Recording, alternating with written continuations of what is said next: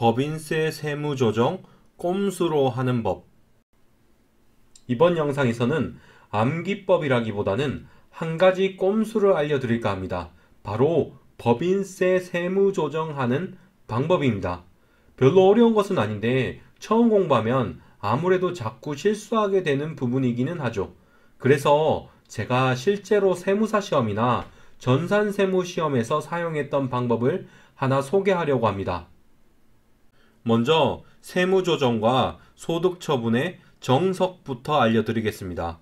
어떤 세무조정의 효과가 사내에 남아있다고 하죠. 그러면 유보로 소득처분을 합니다. 반대로 어떤 세무조정의 효과가 사외로 유출되었다면 사외 유출로 처분합니다. 여기서 사외 유출의 종류 중에 상여, 배당, 기타소득, 기타사외 유출이 있습니다. 처음 배우면 기타소득이랑 기타사외 유출을 헷갈려 하시는 분이 있던데 둘은 다른 거니까 주의하시기 바랍니다. 그리고 마지막으로 유보도 아니고 사외 유출도 아니면 기타가 됩니다.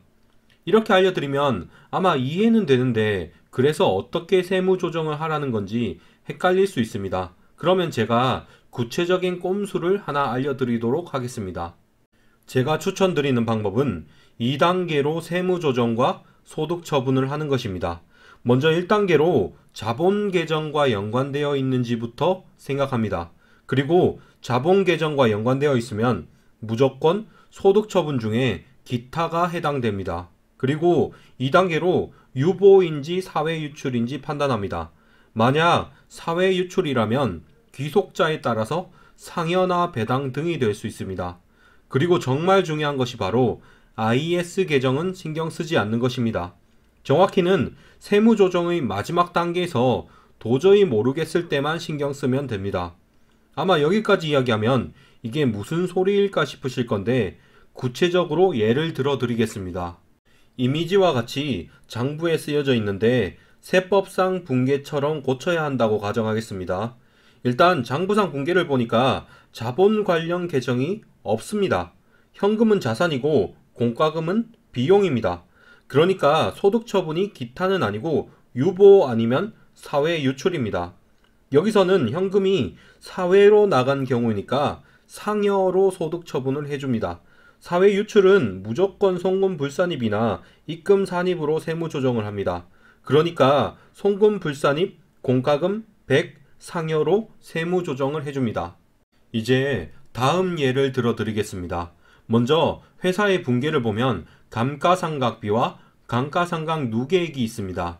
1단계로 붕괴의 자본 관련 계정이 없으니까 일단 기타는 아닙니다.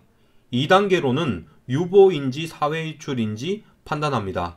그런데 BS 계정인 감가상각 누계액이 세법에서 50 정도 더 적습니다. 감가상각 누계액은 자산의 차감 계정이니까 감누액을 줄여주려면 유보를 해야 합니다. 회사 밖으로 세무조정 금액이 빠져나간 사건도 아니니 확실하게 유보입니다. 그러니까 송금 불산입 감가상각비 50 유보를 해주면 됩니다.